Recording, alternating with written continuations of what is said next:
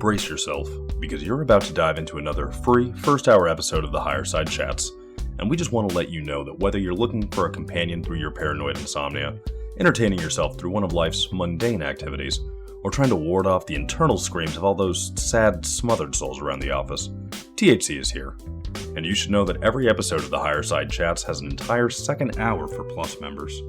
Sign up at thehighersidechatsplus.com and you'll get years of Plus show archives, lifetime forum access, a special invite to Greg Carlwood's monthly joint sessions, MP3s of THC music, bonus episodes, tour videos, and 10% off t-shirts, grinders, and whatever else ends up in the Higher Side store. It's $8 a month that you won't miss, so become a Plus member and treat yourself in these troubled times. Always action-packed and commercial-free, which means you'll unfortunately never hear my voice again.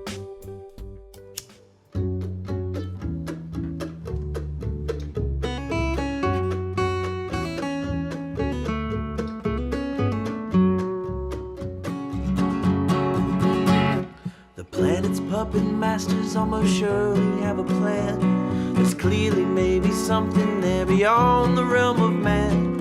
Until we've thoroughly tested every last close-chested view, find the more you think you know, the less you really do. Where would we be without THC? We know they're lying to us, just don't know to what degree. Where would we be without THC? The Higher Side Chat Show. Greg Carlwood and Company.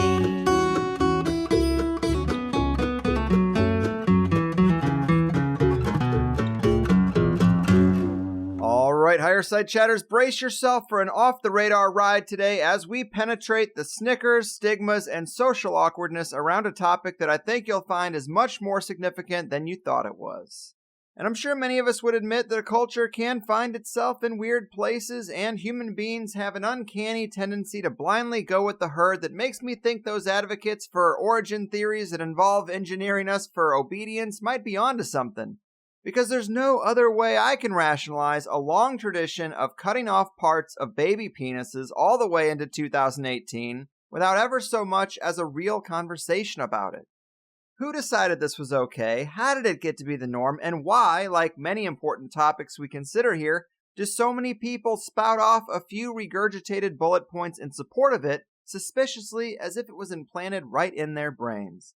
Well, a vigorous and lengthy golf clap is in order for today's guest, filmmaker Brendon Marotta, for tackling this uncomfortable conversation head-on with his recently released and now award-winning film, American Circumcision, which breaks down the arguments from both sides of the situation, examines the history, and explains the gory details and data we should all be fully aware of before we make up our minds about it. Like my teacher said in sex ed class so long ago, if you can't talk about it, you probably shouldn't be doing it. So here to talk about everything you ever wanted to know about circumcision, and probably more, Brendon, my man, welcome to the Higher Side. Thank you. That was a great introduction. Thanks. I like to have fun with those intros, but I am really psyched and thankful that you're here. When I heard about this film, I thought, that's interesting, but I'm not sure it can carry a full episode of this show because how much is there to really know? And well, when I watched it, I was definitely impressed, learned way more than I expected to, and I actually got emotional about it despite my heart being 2 sizes too small. And maybe we should ease into this one with that classic cliche question of how did you find yourself making a film on the subject of circumcision? So I think like most Americans, it was not a topic I'd thought about a lot before. It was something that I just sort of thought, well, there's nothing I can do about that now, so why think about it? It seems a little uncomfortable. It seems a little weird. And besides, what is there really to know about this issue?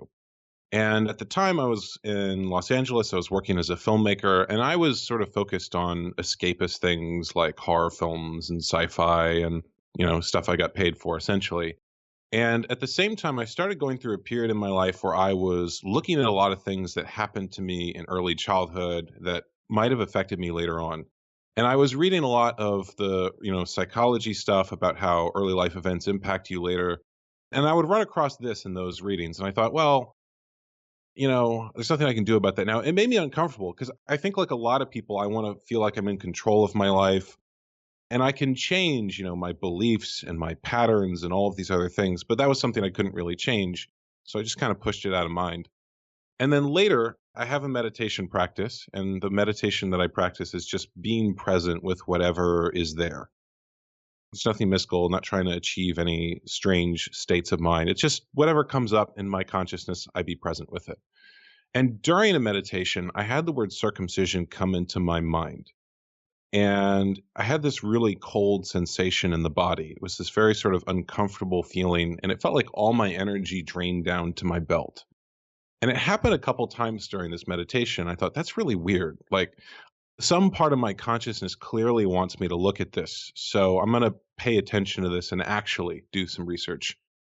And one of the first things I found is something that we cover in the documentary, something called foreskin restoration, which is where men take the remaining skin that they have and slowly stretch it over time. And this doesn't get back all the nerve endings of the foreskin, but it does get back some of the form and function and creates a covering of that part of the body again. And so I thought, that's really weird. But all my life, I've been told there's nothing you can do about this. And clearly there's something you can do about this. So what else have I been told that isn't true? And I started having what one of my interview subjects called the obsessive epiphany, which is the moment when you realize there's more to an issue than what your culture has told you. And you start researching everything about it, reading every book, searching every article, watching every film, listening to every podcast. And I felt like the things that I was learning were really important and things that the wider culture wasn't aware of and that I needed to communicate in some way. And like I said, my craft is as a filmmaker. It's what I do professionally. It's what I love doing. It's what I've wanted to do since I was 14. So film seemed like the natural place to express that. And that's what led to the documentary. And, within a month of learning all of this, I was traveling up and down the coast, interviewing every person whose book I'd read and whose website I'd seen and whose work I was aware of. So that's what led to the film. And I think that a lot of people are afraid to look at this issue because they have this idea that if they look at the issue of circumcision, it's just going to make them feel bad in some way. And there's going to be nothing they can do about it. And what I found is very much the opposite, that there's a lot you can do about it if you're willing to look at some of the difficult questions this issue raises. So that's what the film explores and what we get into in the movie. Well said. And I think that is really the heart of the issue. I think another thing is that people can be self-centered, and to admit that there's something wrong with this issue might mean to admit that something bad happened to them, or they might think, well, it happened to me, I'm here, I'm not going to fight too hard to end this practice because it's too late for me, those kind of thoughts. But I do think the trauma issue is kind of interesting because one of your subjects in the films mentions that people can have flashbacks or reoccurring nightmares about being laid out on a medical table with figures looking down on them and some type of sexual experimentation happening. That sounds like some other things that we cover on this show from time to time. And I thought the correlation was interesting. Who knows where these things really come from? Maybe it can come from something like that. It certainly seems traumatic. And I guess in terms of framing up the topic, what are some facts and statistics about circumcision you could tell us that might grease the wheels a bit and give us a general lay of the land? I think one of the most shocking things that I learned in research for the documentary was that up until the late 1980s, doctors believed that infants did not feel pain and would do the procedure without any anesthesia or pain relief. And you can imagine a newborn infant they actually strap them down to a 4-point restraint called a circumstraint. It's essentially like a tiny rack for a baby.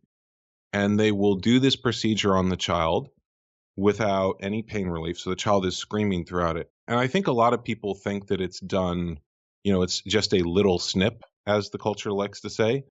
When in reality, they use a clamp and it's an involved 15-minute procedure and the foreskin is fused to the head of the glands. It's very gruesome and shocking to look at. And many of the activists I interviewed told me that just seeing the procedure for the first time was what made them want to become an activist, was what made them feel like we have to change this. Part of the challenge of this issue is that, like you said, it hits on a lot of identity level things for people. People will say, about other procedures that they have. Like they'll say, I had, shoulder surgery, or I had my tonsils out. But when it comes to circumcision, they say, I am circumcised. It's an identity thing. It's part of who they are. The same way you might say that you're white or black or gay. And in reality, circumcision is just another thing that happened to you. And it isn't necessarily an identity level thing, but we make it into that because it deals with the body, because it deals with sexuality and genitals. And so I think if people were to shift their frame a little bit in that way and to look at it as just as something that happened to them rather than a part of who they are, then they would have a little more flexibility in thinking about the issue of, okay, well, this is something that happened to me, yes, but is it really aligned with my values? I think a lot of people too regularly, really accept the idea that you have the right to make your own choices about your sexuality and your body. And the argument that activists against circumcision are making is that human beings have the right to make their own decisions about their body, and that to cut off part of someone's body without their consent is a violation of their basic human rights.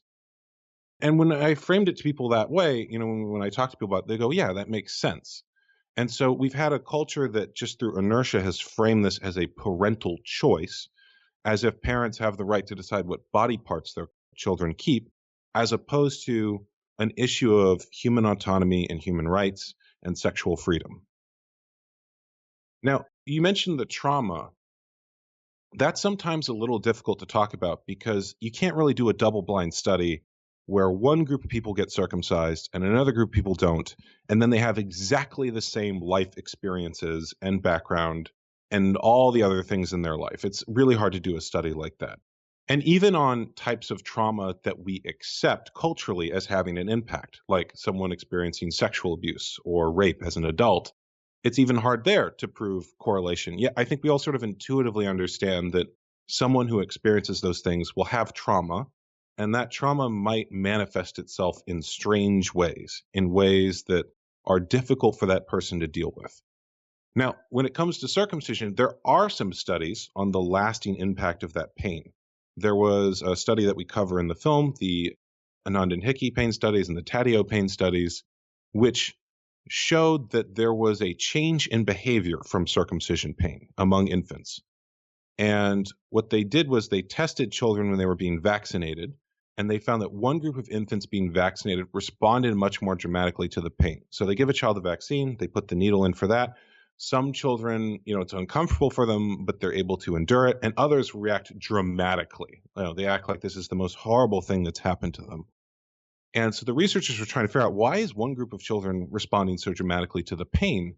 They're looking at, were they breastfed? Were they not breastfed? Did they come from a different background or birth style or something like that? And it was actually circumcision that was the defining factor. So children who were circumcised responded much more dramatically to the pain.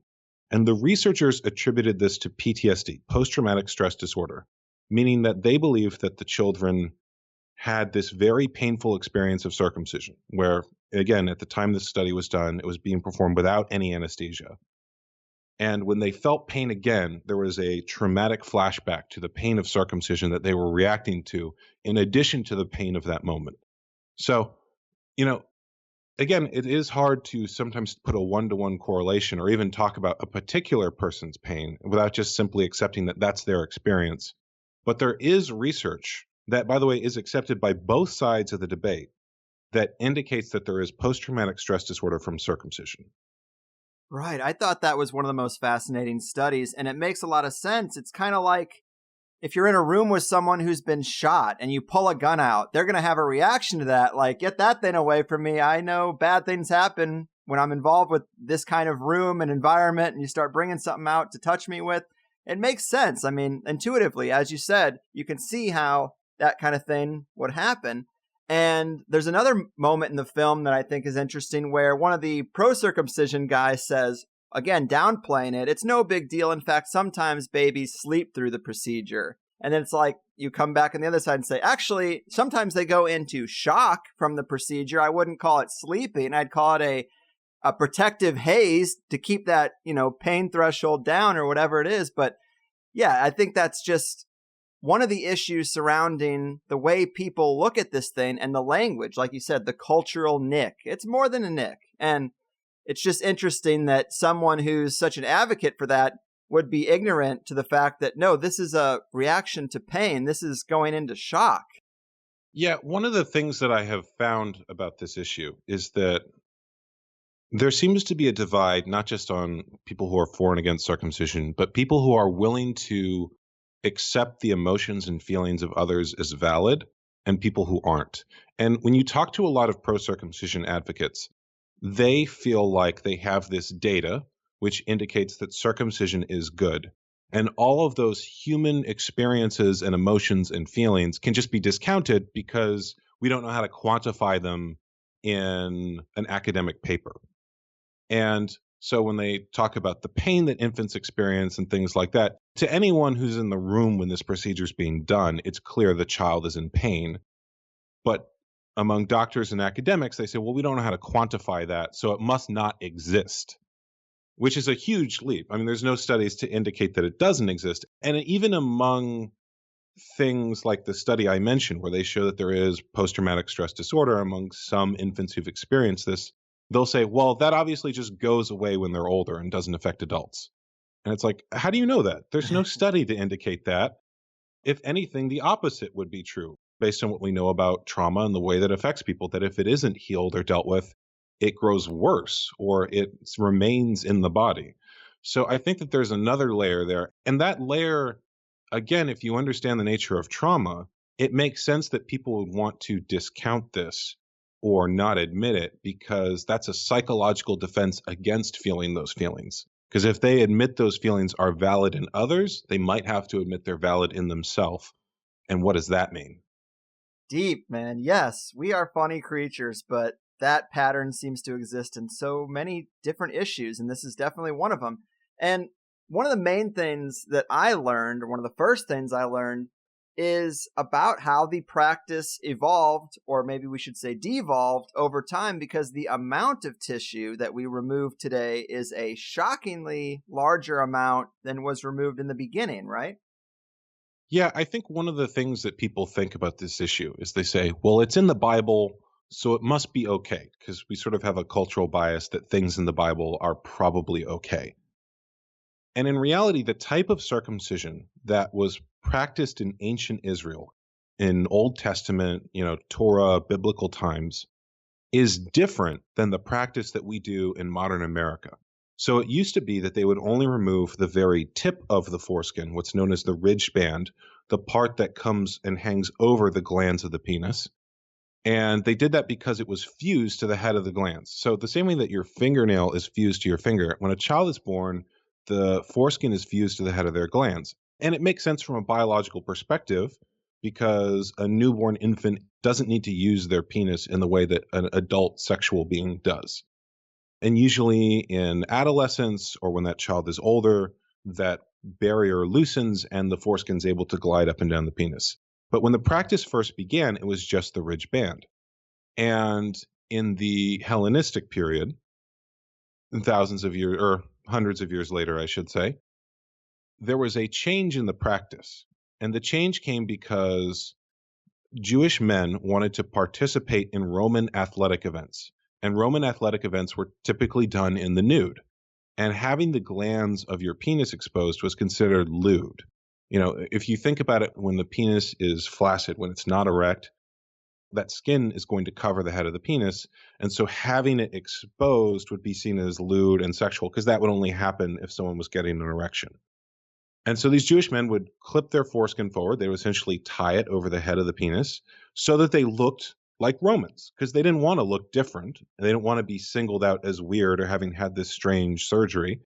And the Jewish priest, the rabbi, didn't like that, because this was supposed to make them look different. And so they were trying to pass as Romans rather than identify as Jews.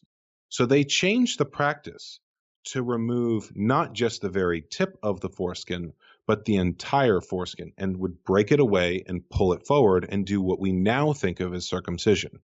And that's a lot more tissue, and it's a lot more radical a procedure. So I think when people talk about For example, biblical circumcision, they don't realize that what they're practicing is not what happened in ancient Israel. It's something much more radical, and it was done specifically to prevent Jewish men from passing as Gentiles. Yeah, I thought that little bit of history with the Roman games was really fascinating, and it's weird how little microcosms like that can explode into this tradition that most people in America have experienced and just makes no sense and has no relation to anything in their life. And the religious aspect is also interesting because I grew up in a Catholic school where everyone I knew was circumcised except the one kid who was adopted from overseas. And that's how I learned there even was a difference when I was a kid, because we just had one example. And, he felt like the odd man out. Little did he know that we were all traumatized and damaged in a sense. I mean, I don't want to be overly dramatic, but when you watch the film, you can't help but have those kind of feelings about it. And oddly, it's not a Christian or Catholic tradition. And I guess the Bible says that, once you have the Jesus sacrifice, that you no longer have to make these kind of blood sacrifices or alterations. And that's a curious thing, because I guess it gets back to the point that it's more of an American tradition than it is a religious one. And we're the only Western civilized country in the world that has this non-religious circumcision tradition, which is, I guess, why the film is called American Circumcision. Exactly. And I think a lot of people in America think of it as a Christian thing, when in reality, the New Testament says that circumcision is a mutilation and you're not supposed to perform it.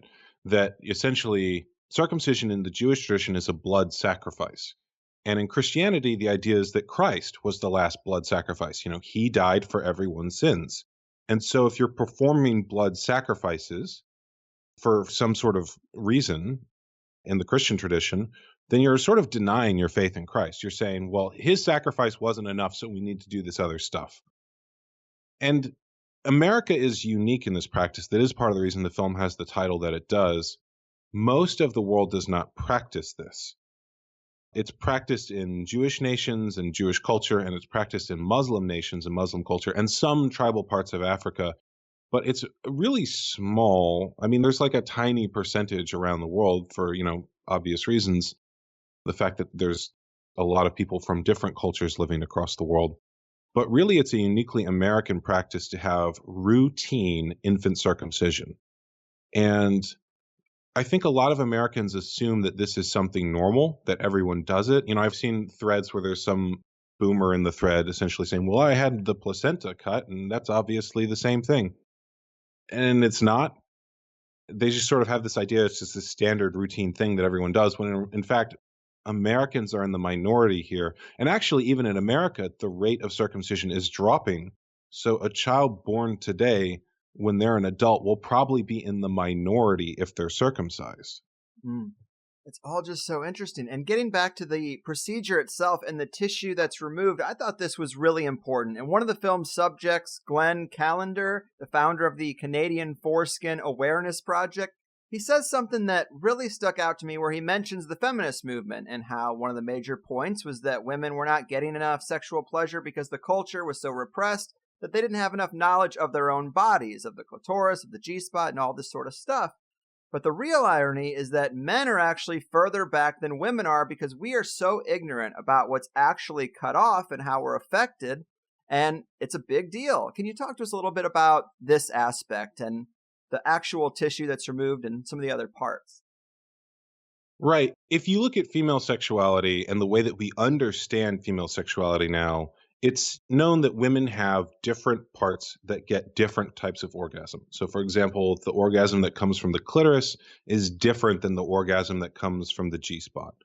And there is a cultural conversation, or at least a conversation among people who are talking about sexuality openly, that those are different and there are different types of pleasure. Whereas when we look at the way that we understand male pleasure, it's this very simplistic, the penis goes in and it feels good on that part of the body. And we don't talk about different types of male pleasure, or that the different parts of men's genitals might have different sensations. We just sort of see the penis all as one structure, largely because the additional parts of that part of the body have been removed in American culture.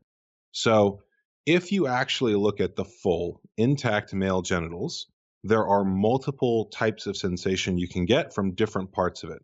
There is the ridge band, which is the very tip of the foreskin that acts almost as a drawstring that holds the foreskin over top the edge of the glands.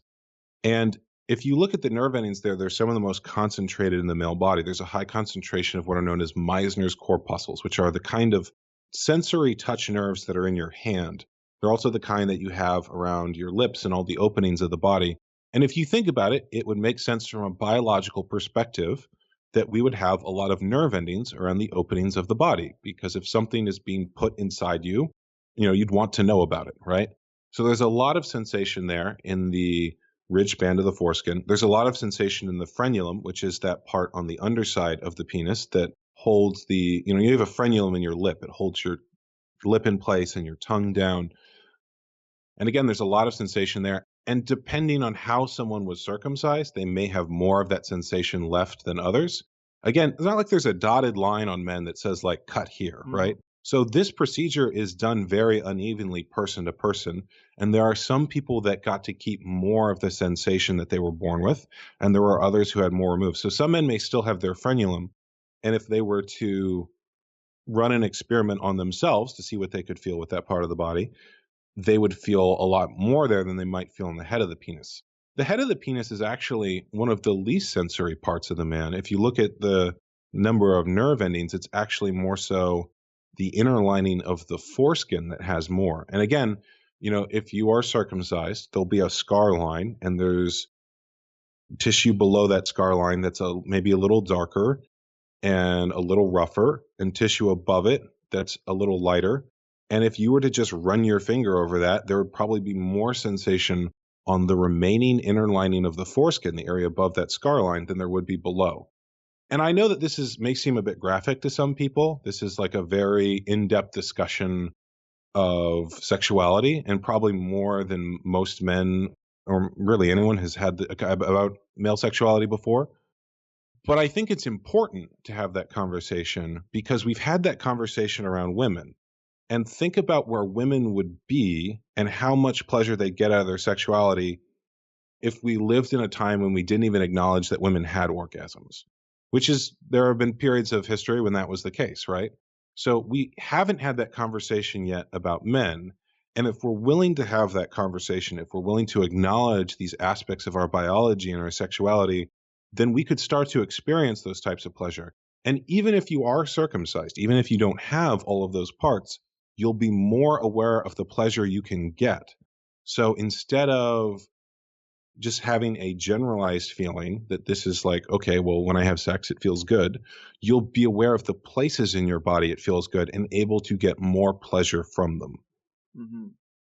Yes, I definitely think it is important, yet uncomfortable. But through that lens of looking at women's sexuality, I mean, any guy who has investigated a lot of that stuff in the interest of pleasing women, I think it creates a good template to think about the possibilities of the male orgasm and stuff. This guy, Glenn Callender, he calls himself a professional foreskin demonstrator, and apparently he does these demonstrations where he'll even show videos of the different orgasms. I mean, because how else do you do it? It might be embarrassing for him, but he's trying to do something positive, and so you got to show this stuff. He shows videos of him having 5 different orgasms in 2 minutes, all kinds of things that I think a lot of guys would find to be strange, even guys who've had a lot of sex. And that's what's really interesting to me is you can have sex hundreds of times without ever really thinking about this kind of stuff. And it's just a weird way that the brain works. Yeah, well, if you think about how people's misconceptions about sex get challenged or changed. I mean, when you were a kid, you probably had all sorts of misconceptions about sex, right? And the way that you change your perspective on those is usually either you learn through firsthand experience or someone tells you. And when it comes to the issue of circumcision and the foreskin, most people don't have experience with that part of the body, especially if they're men, especially if they're straight men. They only know the body that they have. And the wider culture doesn't clear up those misconceptions. In fact, it reinforces misconceptions and creates new misconceptions. So there's no point at which those childlike misconceptions about the body would ever be challenged. And so that's part of the reason you have to have a very direct conversation about things on this issue, because the wider culture isn't having that conversation. Mm-hmm. And, we consider female circumcision so repulsive and barbaric. Like, how could you remove the clitoris? But the frenulum, this area, is similar to what could equate to a male clitoris, and we're removing all of it or most of it or some of it. Like you said, there's no standard, which is scary enough. But these sensitivity studies you talk about in the film proved that the most sensitive part was the foreskin, and in circumcised men, it's the ring from the scar. And that's interesting in itself, but they say they could equate for 75% loss of fine touch sensation, 80,000 to 100,000 of those Meissner corpuscles removed. That's insane, man. It's a lot. And I think, too, in Western culture, there's this narrative that female circumcision is this horrible thing designed to destroy women's sexuality, and that circumcised women basically can't even enjoy their bodies at all. Whereas male circumcision is this medical procedure which somehow improves and makes men healthier. And there's a lot of sexism in that narrative. There's an idea in there that men and male sexuality is somehow born wrong, in need of fixing. And there's this idea that female bodies are somehow more to be protected and more special than male bodies. And there's also an idea in there that American cultural practices are universally good and okay, and foreign practices, the practices of brown people and African people, are somehow really bad and awful and barbaric. And when you actually look at the two procedures, they are more similar than different, because there's no culture that practices female circumcision that doesn't also practice male circumcision. There are cultures that just practice male circumcision, but there's no culture that just practices female circumcision. And the circumcised women, especially those I've interviewed in the film, who I've talked to, almost always say that male circumcision is also wrong. And they see the two practices as comparable and similar. And it's really only privileged white people and people from Western nations who somehow make a distinction between the two, because they want to see their version of genital cutting as good and beneficial, and don't necessarily want to look at the similarities between those practices. Mm-hmm. Mm-hmm. And let's talk about some of the pro arguments or the common misconceptions, the things that people who are listening now might get faced with if they start trying to become advocates for this kind of stuff. What are the typical talking points, and how accurate are they? So part of the challenge with pro-circumcision talking points is that they fit in a headline and don't make a lot of sense when you start deconstructing them. So when you say, well, it's cleaner. Okay, cleaner how? Do you mean less germs? Do you have a study to back that up? Does soap and water not cure whatever cleanliness problems you think this part of the body might have? Is there something inherently dirty about the genitals and sexuality that's somehow different than, say, the inside of your ear or your mouth? It doesn't make a lot of sense when you start breaking it down. And part of the reason these sort of cultural memes don't make a lot of sense is when you trace them back, their origin is different than the way that they're used now. So when you hear the meme that, well, it's cleaner somehow, that actually goes all the way back to an era when we thought sexuality was dirty in some way. And when that cultural meme began, it wasn't just that circumcision somehow made the genitals physically cleaner, but also morally cleaner, that there was something dirty about sexual pleasure that needed to be fixed, and that removing the most sensitive part of the body could fix this, so that people would not engage in, abhorrent sexuality more. And literally, it was actually even promoted as a cure for masturbation. That was one of the reasons that circumcision began in America in the Victorian era as a cure for masturbation. So when someone says in modern times, well, it's cleaner, they're obviously not coming from the same frame of mind as a Victorian trying to stop masturbation. Yet that cultural meme has gone through the culture so much that it's just repeated sort of without thought. And when you go into a lot of pro-circumcision talking points, they sort of fall apart under similar scrutiny. There's this idea, sons need to match their fathers. Well, do you remember comparing penises with your father as a child? Is this something that people do? That's absurd. There's no young man who feels a deep need for him to match his father in that way. And I think that statement, that justification, really comes from the insecurity of fathers who want their sons to look like them. Pro-circumcision groups will sometimes make medical arguments about circumcision. They will say that it reduces sexually transmitted diseases, that it reduces the spread of HIV, which again, these are diseases that adults get, sexual adults, not necessarily infants. And when you go into the research of those, when you actually break down the data, there's a lot of inconsistencies and it doesn't look like good science. But again, in order to do that, you have to go really deep into the data.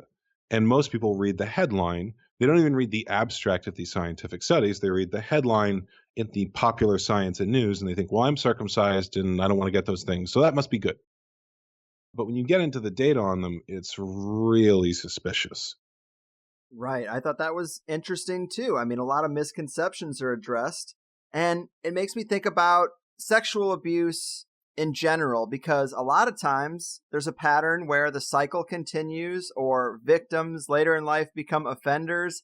And it's just interesting that this circumcision cycle has kind of the same pattern. It could possibly be an element in the circumcision soup. But regardless, with the HIV rates and STD rates, that's something that I think people have heard, this claim that circumcised men have 60% lower HIV rates. It's something addressed in the film. And then someone makes the point, well, that's interesting because America has the highest HIV and highest circumcision rates. So how can it really be preventative? Because clearly we're number one in both categories. Yeah, I've heard it said that circumcision is a cure in search of a disease, meaning that when this practice was started in America, HIV was not the reason it was done. It was done for other reasons. And when those reasons were disproved, they found a new reason. So there's a continual cycle to try to find a reason to keep doing this, as the reasons we were doing it are disproved and don't make sense anymore. And HIV is the latest one because HIV is sort of one of the scariest medical things out there now, right? It's the big bad, if you will. But when you actually get into the data of that, the claim that it reduces HIV by 60% is a relative risk reduction.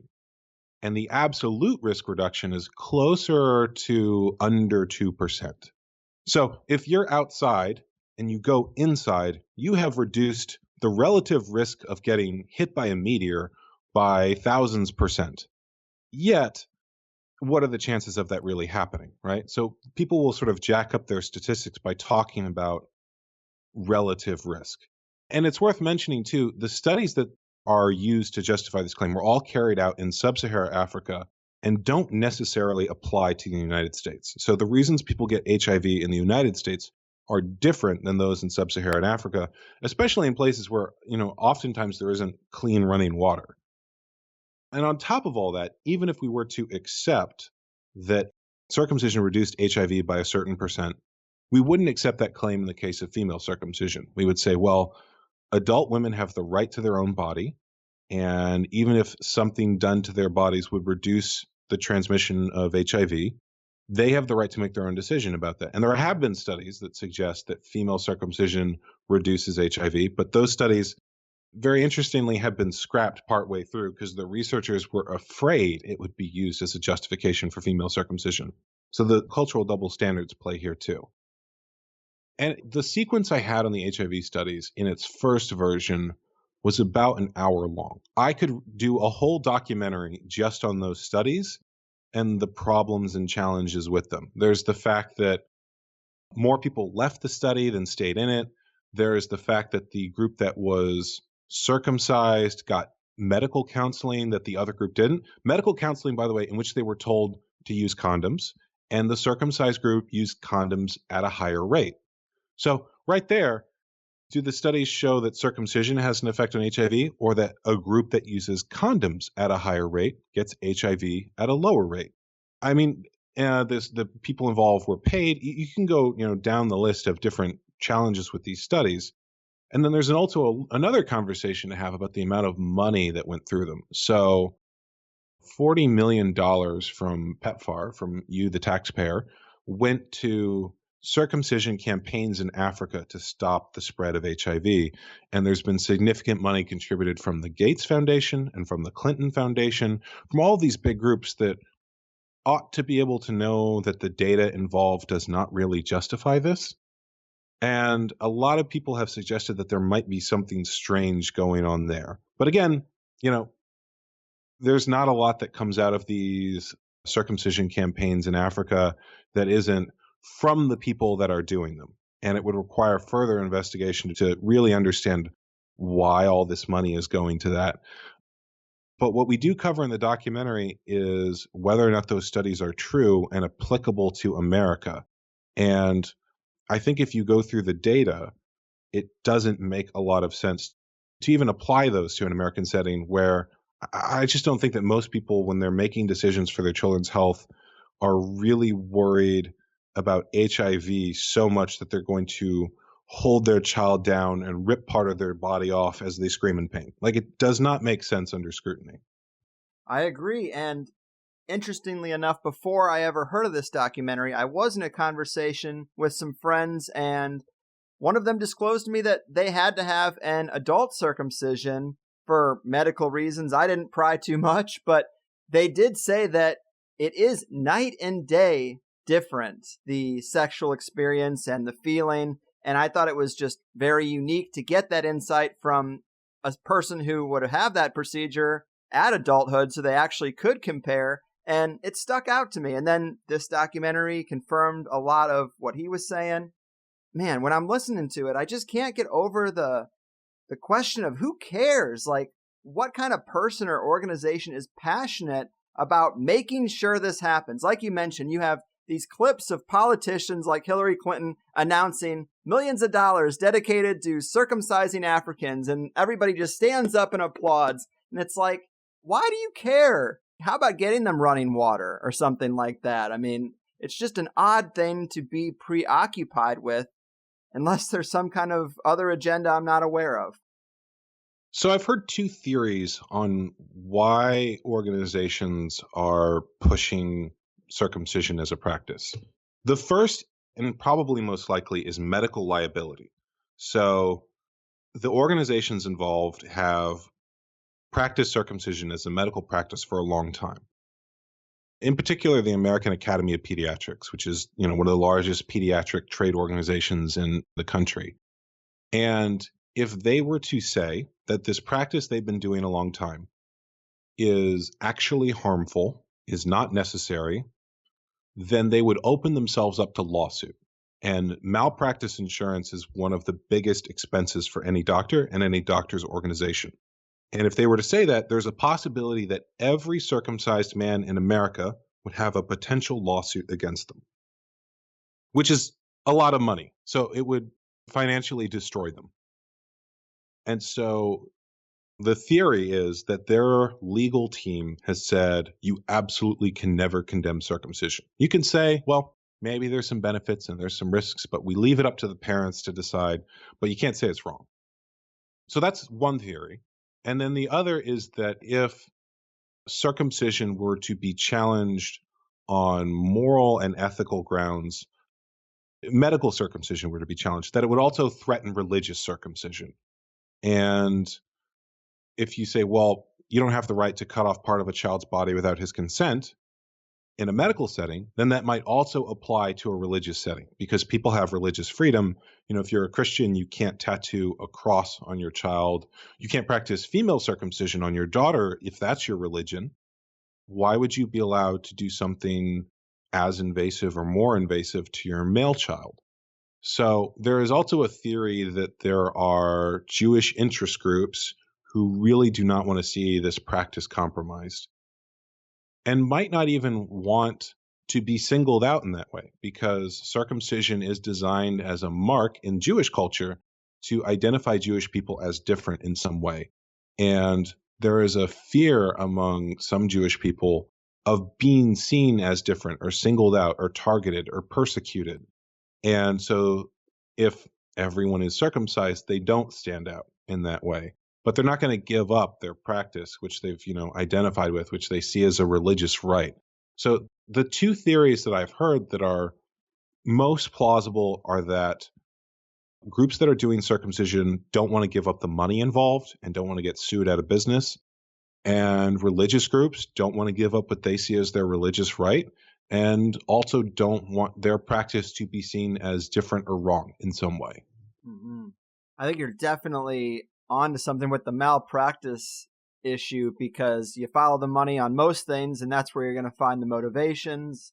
And a part of me does think of it as like something we take for granted as just an outpatient procedure for babies, like recommended tire rotation with your oil change. It's just another line item on this massive bill given to new parents. And on both sides of it, you don't want to get sued to lose the money, and you don't want to forego the money you're gaining from this extra unnecessary practice. I mean, I definitely think that's probably a good majority of why this happens. Yeah, there's also a third possibility I've heard, which is there's a lot of money made in the commercial sale of foreskins. So if you circumcise a child and you save the foreskin, that has tissue that can be used commercially, including in stem cells, because a child that young still has some stem cell tissue in them. And there's a news story that came out recently about beauty products that use infant foreskin in them that rich celebrities are using. People like Sandra Bullock and Kate Beckinsale. Oprah has even sold these products on her show. And I've heard that the money made in the commercial sale of foreskins is really high. I've wanted to find someone who will speak about that on camera, but they're understandably shy about that. There's one person I was talking to. I said, I would make him anonymous. I'd change his voice. I'd backlight him so that you couldn't see who he was. Absolutely not. He was not about to talk about that on camera. But I have heard that the money involved in that is very significant. I don't doubt it. Yeah, you're right. I've seen those same clips of those celebrities endorsing that kind of stuff in beauty products. But let's also give some time to the resistance movement and what's going on there. Talk to us a little bit about Intactivism, which I think is a clever wordplay, and this movement that's pushing back. How large are they? How effective have they been? So the Intactivist movement is a movement that believes all human beings have the right to their own body, and to cut off a part of someone's body without their consent is a violation of their basic human rights.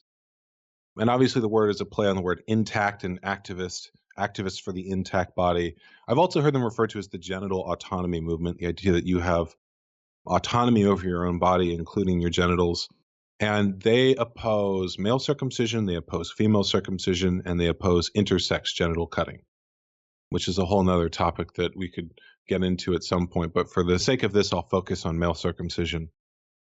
They have done a lot with very little.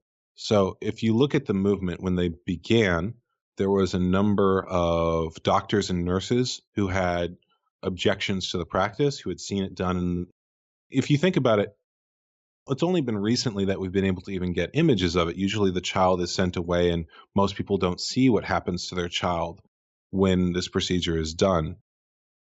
So a lot of the early people who were involved were former nurses and doctors who had seen the procedure and thought, this is wrong, we should not be doing this.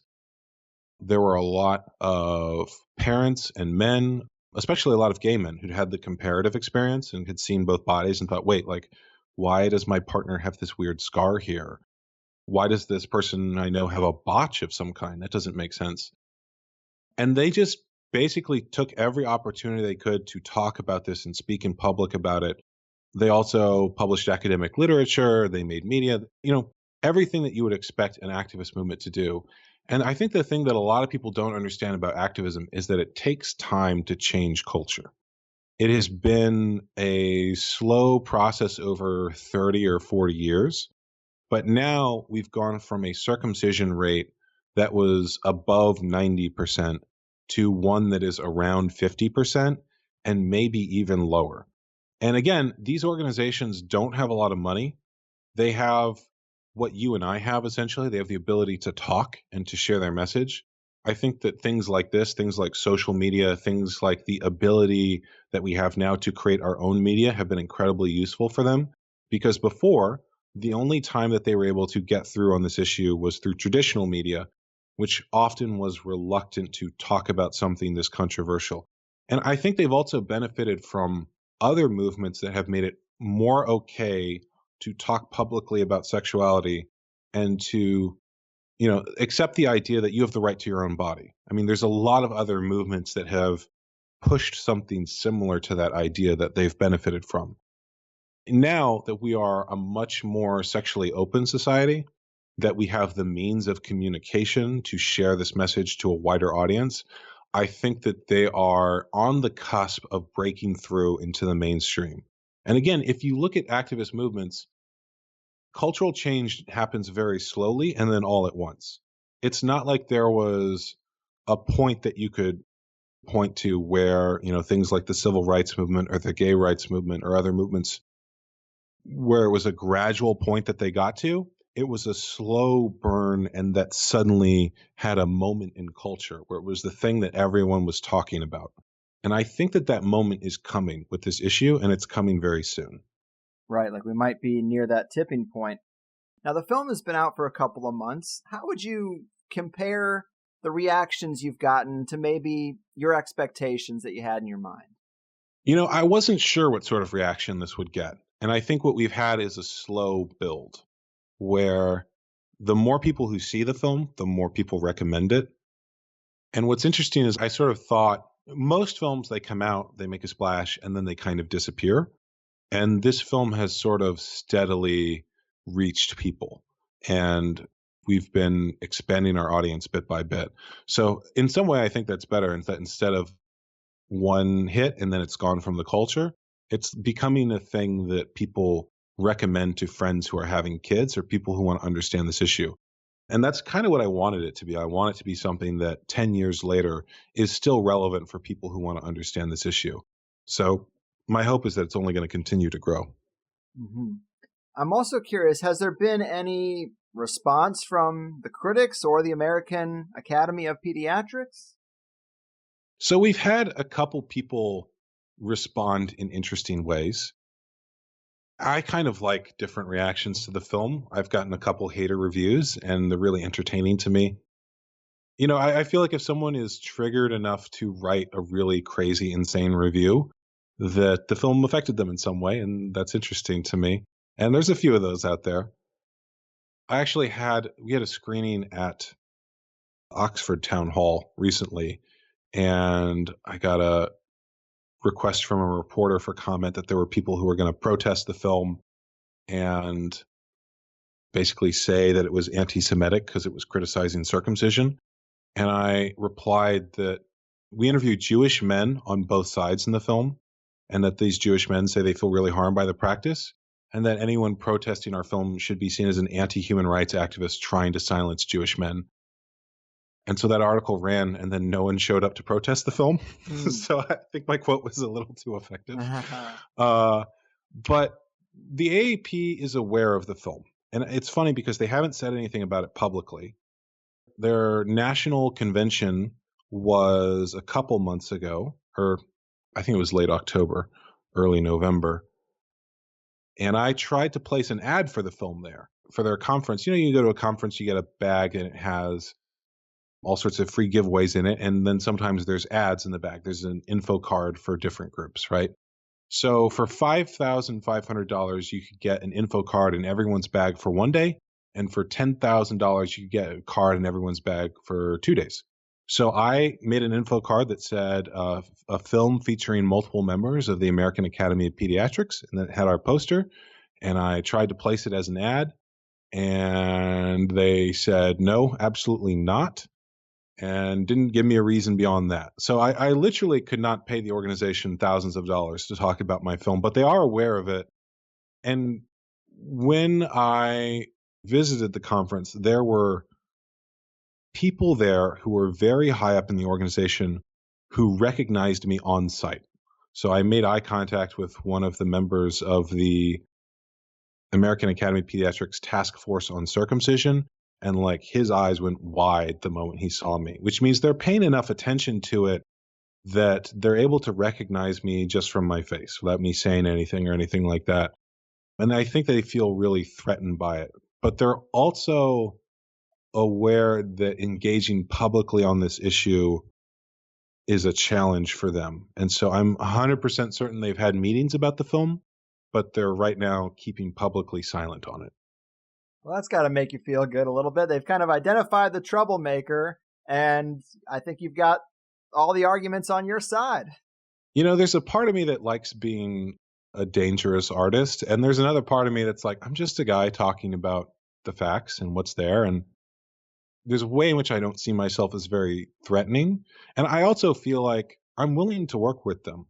I think that their concerns around legal liability or preserving the face of their organization are legitimate. And I'm willing to have a conversation about those. And I'm willing to find a solution where these activists are heard and their concerns are addressed and the organization is able to get what it needs. But they're not interested in having the conversation. I think they see this whole thing as annoying and would rather throw money at the problem or try to avoid it as much as possible or personally attack the people involved, which is unfortunate. Yeah. Oh, man, boy, it seems really tough to try to navigate those waters and try to correct this tradition and also not have them admit to causing harm. That seems very delicate and a hard tightrope to walk. It is, but I think it's possible. And again, like part of the challenge is that they don't talk publicly about these concerns because then they would have to admit that there's financial reasons they'd want to continue the practice or legal liability reasons they can't talk about why it's bad. So even having the conversation or admitting the interest they have is not something they want to do. Right on, man. And so as we're kind of getting to the end of the road here, the film ends with a dedication. And I was kind of curious, what is the story behind that dedication? So at the end, we have a dedication to Jonathan Conte, who's one of the people who appears in the film. Jonathan was a member of Bay Area Intactivists, an Intactivist group in San Francisco. And for a lot of people, he was a public face of the movement. He was a very well-spoken young man who had a lot of grief over his circumcision and spoke very eloquently about it. And about 2 years ago, ended his own life. And it was a very clear, deliberate choice, the way that he did it. It was something that he had planned. And he had a lot of grief over this issue. He felt like that it was wrong, that he was harmed, and that there was no way of changing things. And I think if there is a recipe for suicide, it's feeling intense sadness and grief and feeling like you're alone in it and that no one in the larger world is willing to listen to you and feeling like it will never change. And so he was someone who meant a lot to people involved on this issue. He was someone I interviewed in the film, and I felt like it would be meaningful to honor him by putting that dedication at the end. Mm-hmm. I agree. It is very sad, and it is nice that you did that. Well, man, we pretty much covered it. I really thank you for making the film. I certainly learned a lot, and I think the people who listened today did as well. Please give them the info they need to find and watch American Circumcision for themselves, as well as anything else you might be working on or might want to tell them before we close it out. So you can find the film on circumcisionmovie.com. It's available on Amazon and iTunes and Vimeo. We are at circmovie on all social media. You can find me at brendonmarotta.com and at bdmarotta, BDMAROTTA on all social media. I feel like this issue is something that's going to continue to grow, and I have some other film projects in the works, but I can't really talk about them yet. So you'll just have to follow me and see for yourself. Right on. Well, again, very informative, super important issue, as odd and uncomfortable as it might be for some. Big thanks to you again, and keep up the great work. Keep stirring pots. Thank you, and thanks for having me on. You got it. Sweet Jesus, people, give yourselves a hand. You're still with me. We did it. A full THC dedicated to dicks. Seriously, though, I did learn quite a bit, and I absolutely think we should stop doing this rather than just trying to downplay it after the fact. So I was really happy to do it and try to maintain a professional manner, but it's also a little comical that THC now has a dick show. That's just the reality of it. And to be honest, for several years, I was one of those people of the mindset that, yeah, we probably don't need to do it anymore, but I'll get my kid circumcised for the cosmetic reason. Like he's being prepared for some kind of dog show or something. But I think that's probably the most common mindset out there. And I hope now people who are of that mindset are reconsidering. Because when you get into the severity of it, cosmetics just isn't a good enough reason anymore. It was actually something that happened on this show way back in the day, probably in the first year even. But I had a guest by the name of Lennon Honor, and he was speaking in reference to circumcision and vaccines, but he felt deeply about the idea that it is a father's duty to protect their kids from harm. Pretty simple premise, but he took it to a deep philosophical and spiritual level, and his passion was pretty convincing, and he saw both of those things, vaccines and circumcision, as a violation of that protection. And that's fair, right? Because you're giving your newborn over to strangers who you don't know to perform procedures you don't know much about on blind faith. And I'm sorry, that's just not good enough. And I have agreed ever since, especially on this issue. A father should step up and say no. Any parent, really, but, matters of the penis, I think it's okay to defer to dad, at least on this one. And don't be afraid to buck the trend. As Brendon said, the trends are going the other way anyway, so you might do something so your kid's not the odd man out and make him the odd man out. You want to have that conversation with a 12-year-old? I just thought your penis would look better. I don't want to have that conversation, I'll tell you that. Brendon definitely gave us plenty of reasons to avoid it, but it is really a multi-layered issue. The psychological piece is no small thing. This attitude that, well, I had one and I'm fine, so let's just keep doing it to everyone else. It's no good. Yeah, to actually stop means maybe there is something wrong with it, and that might mean something wrong was done to you, or to your brother, or to your son, or to me. I guess I'm okay saying that. I was wronged. But I don't want guys out there to start thinking, yeah, I am a victim, and start tracing all their issues back to the big slice. For me, I think my response is that I'm probably not going to restore my foreskin. But after I saw all the things that can go wrong, and we know the medical system fucks up, I see it as an unnecessary risk and a pointless procedure. And what I learned was that us guys who were cut as kids, we really are ignorant of what we're missing. We really cannot speak from any kind of informed position. Imagine, instead of foreskins, we had some arbitrary tradition of cutting off pinky fingers. Now, pinky fingers feel like a big deal, no doubt, but you can still hold a fork or a pen. You can still drive. You can go through life feeling as if you didn't really lose anything. Until someone who still has their pinky fingers comes around and says, hey, wait a second, having this extra finger is actually really useful for my life. And when I look back, if I didn't have it, that would have been a real shame. Maybe listen to that person. Or imagine we put drops in babies' eyes that make them go colorblind. Yeah, you could still get through life, but you'd never really know the full extent of what you're missing. If most people had it done, you never knew color yourself, and a doctor recommended it, a lot of people would just do it. And the full spectrum of what a person would be losing would just be an idea. I'm only saying you don't know about what you don't have. You don't know what you're missing. If everyone else around you is also missing it, that doesn't help. And I didn't realize the foreskin was more than just a skin sheath. And I'm pissed.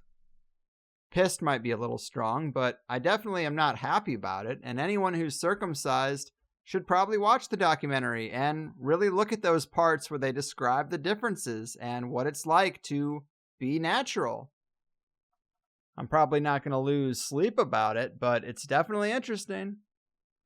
And for that reason, I consider this a pretty good episode. Very off-the-radar topic. Who's going to be talking about this kind of thing, if not THC, right?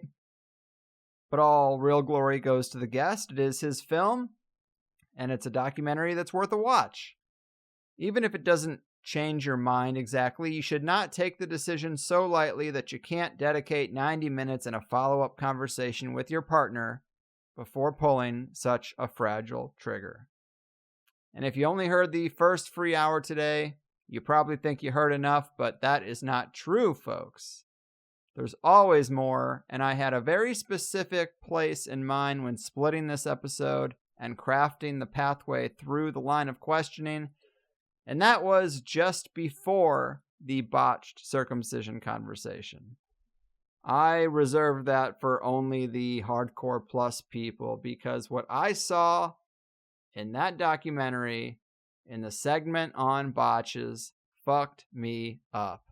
And even a 1% risk of that is not worth doing it. And just to run through the other plus portion topics we covered, you will find a section on forced extraction. We also talked about the Dr. Winslow approach to circumcision, how it affects and changes sexual interactions. That was quite interesting. And of course, foreskin restoration techniques and the results, as well as the political situation. There's a lot more there than you might expect. So like I said, there are many more layers to this than might appear obvious at first. Kudos to Brendon for being so bold as to go there.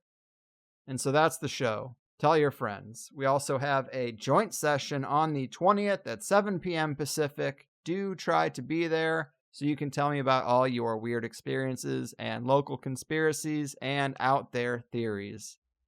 Free for anyone to be a part of live and always archived for Plus people. Sign up for Plus, please, if you appreciate what I do. It's really all I ask in the grand scheme of things, and if you're already here, I can pretty much guarantee that you'll like it. As an added occasional bonus, I always do make guests a free Lifetime Plus account, and sometimes they do show up to engage with people in the Plus comments. Big thanks to Robert Bonomo for doing that recently.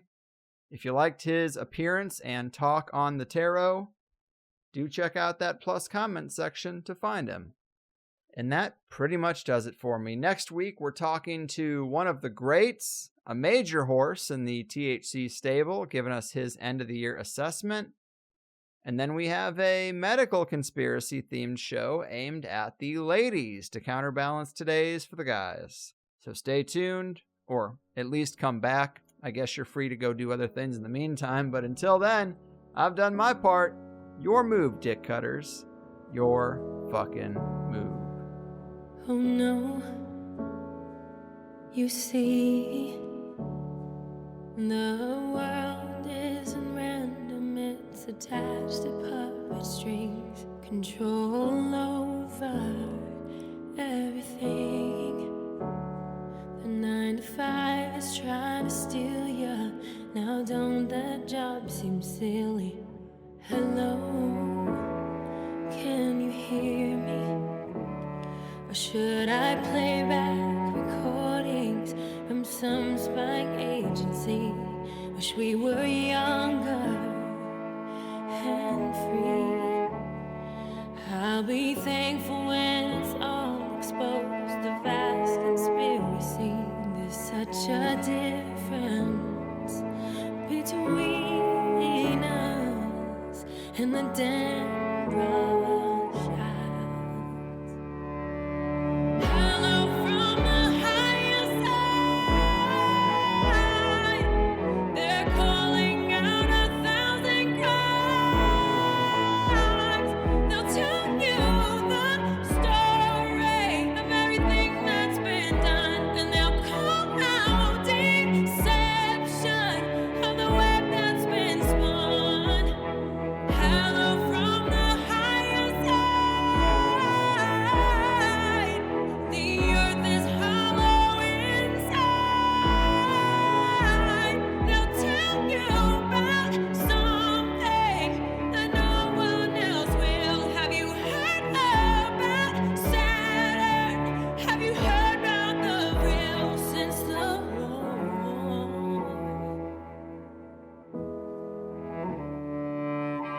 Oh no, they're cartoons.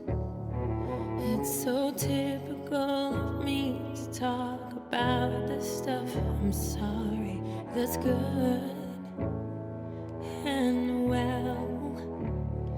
Did you ever hear the argument that nothing really happens? It's no secret, and that the best is plus. It's doubling your time.